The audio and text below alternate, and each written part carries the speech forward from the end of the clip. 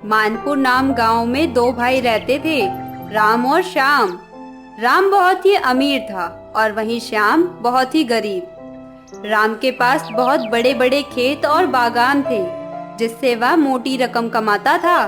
वहीं श्याम के पास बस थोड़ी सी जमीन थी। उसका गुजारा बड़ी ही मुश्किलों से हो पाता था। इन दोनों भाइयों के बीच बहुत प्रेम था। राम हर मुसीबत में श्याम की मदद करता था और बड़ा भाई राम अपने छोटे भाई को हमेशा हौसला देता था।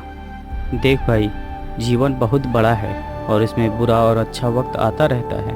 कभी भी कैसी भी परिस्थितियां आए, मैं हमेशा तेरे साथ रहूंगा। तुम अपने आप को कभी अकेला मत समझना। जी भैया, मैं भी आपके लिए अपनी जान तक दे दूंगा, इसलिए कभी अपने आप को किसी के आगे झुकने मत देना। हम दोनों जब तक साथ हैं, कोई मुसीबत नहीं आ सकती। राम और श्याम के बीच जितना गहरा प्यार था, वही उनकी पत्नियों के बीच उतनी ही गहरी नफरत दुश्मनी थी। वह दोनों एक दूसरे को देखकर जलती रहती थी। गरीब कहीं की, तेरे पास है ही क्या मेरे सहारे? मेरे सहारे ही तो तेरा पेट भरता है। पेट भरने वाला तो ऊपर वाला है, बड़ी आई पेट भरने वाली। और वैसे भी तेरे पास जो कुछ भी है वो सब मेरे जेठ जी का है। तू अपने घर से थोड़ी ना लाई, बड़ी आई पैसे का रौब दिखाने वाली। ये जेठ जेठ क्या बोल रही है? वो मेरे पति हैं, पति। तो मेरे भी जेठ जी हैं, जेठ जी। इस तरह देखते देखते दोनों की बातचीत वाली लड़ाई हाथापाई पर आ जाती है। दोनों एक दूसरे को मारने पर उतर आती हैं। इस तरह आए दिन दोनों देवरानी जेठानी में छोटी छोटी बातों को लेकर लड़ाइयाँ होती रहती थी। ऐसे ही एक दिन राम माला से खाना लाने को कहता है। अरे सुनती हो, बहुत भूख लगी है, जाओ कुछ खाने को ले आओ। खाना कहाँ से लाऊं? खाना ही नहीं बना, क्योंकि सब्जी नहीं बनी है। मैंने रोटियां बना दी हैं। तो मेरी माँ सब्जी भी बना दो ना। क्यों बना दूं? आज सब्जी बनाने की जिम्मेदारी सोनी की है, वही बनाएगी महारानी। जी इतना काम चोरी ना किया करो।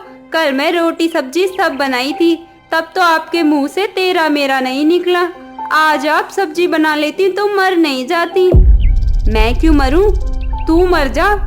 इस तरह खाना बनाने की बात को लेकर दोनों में फिर से तू मैं शुरू हो जाती है और राम कहता है, बंद करो यह लड़ना झगड़ना, तुम दोनों का यह शोभा नहीं देता। मैं इन भिखारियों के साथ नहीं रह सकती जी। भिखारी किसे बोली? भिखारी होगी तेरी माँ। राम के समझाने के बाद भी दोनों में फिर लड़ाई शुरू हो जाती है। दोनों हाथापाई पर उतर आती हैं और वहीं राम अपना सर पकड़ लेता है। उनकी इन्हीं लड़ाई झगड़ों के चलते राम और श्याम को अलग होने का फैसला लेना पड़ता है। श्याम मेरे छोटे भाई, मैं तुझसे दूर नहीं रह सकता, लेकिन हमारी बीवियों के बढ़ते झगड़ों के चक्कर में हमें दूर होना ही पड़ेगा। भैया, अलग हो जाने से हमारा प्यार कभी कम नहीं होगा। हम दोनों भाइयों का प्यार मरते दम तक बना रहेगा। सही कहा छोटे तुमने। इस तरह दोनों भाई अलग हो जाते हैं, मगर अलग होने पर भी माला और सोनी के बीच की नफरत कम नहीं होती।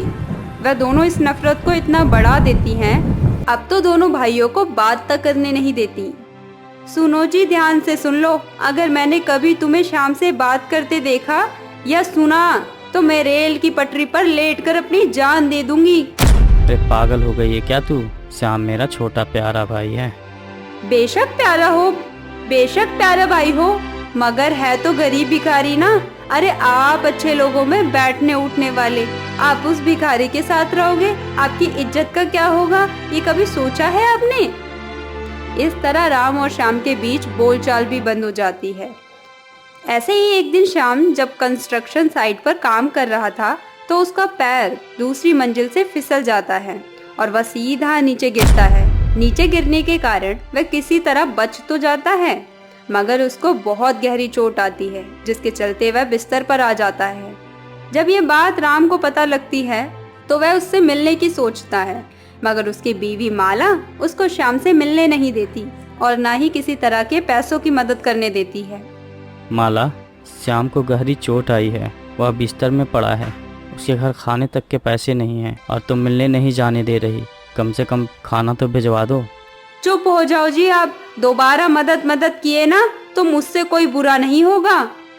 मगर मैं अपने छोटे भाई को मरते हुए भी तो नहीं छोड़ सकता। उससे दूर रहकर ही उसके ठीक होने की दुआ करो, समझे? अपनी पत्नी की कठोरता को देखते हुए राम के दिमाग में बहुत बढ़िया आइडिया आता है जिससे अपने भाई की मदद कर सकता है। और वह अपने एक जमींदार दोस्त के पास जाता है। वह उसके कान में कुछ कहता है। ये सुनकर जमींदार दोस्त शाम के घर आता है। नमस्ते भाई साहब, कैसे आना हुआ? नमस्ते नमस्ते। अरे श्याम, तुम्हारे पास जो तालाब के पास वाली ज़मीन खाली पड़ी है, मैं सोच रहा था कि अगर तुम मुझे उस पर खेती करने की इजाज़त दे देते तो तुम्हारी ज़मीन हरी भरी भी रहेगी और बंजर भी नहीं होगी। इसमें मेरा क्या फ़ायदा होगा? मैं उस ज़मीन पर जो भी फसल उगाऊंगा उसका आधा हिस्सा तुम्हारा होगा। यह सुनकर श्याम की आंखों में खुशी के आंसू आ जाते हैं। अपनों से पराए ही सही, इनके अपने भाई पूछने की तो दूर की बात, देखने तक नहीं आए इस हालात में। बिना कुछ सोचे किसी पर इल्ज़ाम लगाना सही नहीं होता है। क्या पता उसमें उनकी कोई मजबूरी हो। लगता है भैया बदल गए हैं, नहीं तो ज़रूर आते। और नहीं तो क्या, उन्होंने तो दुनिया को दिखाई ही दिया खून का रिश्ता पैसों से बढ़कर नहीं होता। उनके लिए पैसा ही सब कुछ है। कौन अपना है कौन पराया है यह तो अब वक्त ही बताएगा। ठीक है भाभी भैया, अब मैं चलता हूँ। ये सुनकर जमींदार वहाँ से चले जाता है और उसका भाई राम माला के चलते घर तो नहीं जा सकता था, मगर दूर से ही अपने भाई को देख लिया करता था और किसी न किसी बहाने से उसकी मदद करता था। कुछ दिनों बाद उसके खेत में फसल उगती है और वह अपने दोस्त के जरिए अपने भाई के लिए एक्स्ट्रा पैसे देता है। राम भाई, एक बात कहूँ, भाई हो तो आपकी तरह। आपने अपने भाई के लिए जो कुछ किया है आजकल के ज़माने में कोई नहीं करता। आपने अपने भाई की मदद तो की, मगर कोई बात बताने से मना क्यों किया?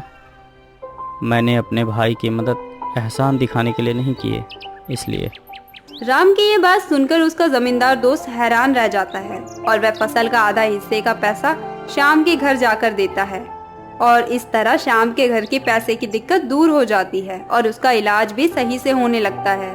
ऐसे ही कुछ महीने बीत जाते हैं और अब श्याम बिल्कुल ठीक हो जाता है। एक दिन जब श्याम गांव के रास्ते से जा रहा होता है तभी उसकी मुलाकात सामने से आ रहे उसके भाई राम से होती है। मेरे छोटे भाई, तुम कैसे हो? मत कहो मुझे भाई, तुम्हारे लिए मैं मर चुका हूँ। तुम्हारा सारा प्यार एक ढोंग था, मदद करना तो दूर, हालचाल पूछने तक नहीं आए। ये कहकर श्याम उस वक्त गुस्से से चला जाता है और पेड़ के पीछे से राम का दोस्त ये बात सुन लेता है और वह श्याम के घर जाकर सारी सच्चाई बता देता है। सच सुनने के बाद श्याम की आंखों में आंसू आ जाते हैं। अपनी पत्नी को लेकर अपने बड़े भाई से माफी मांगने जाता है। मुझे माफ़ कर दीजिए भैया, आपने मेरी मदद किसी और के जरिए की।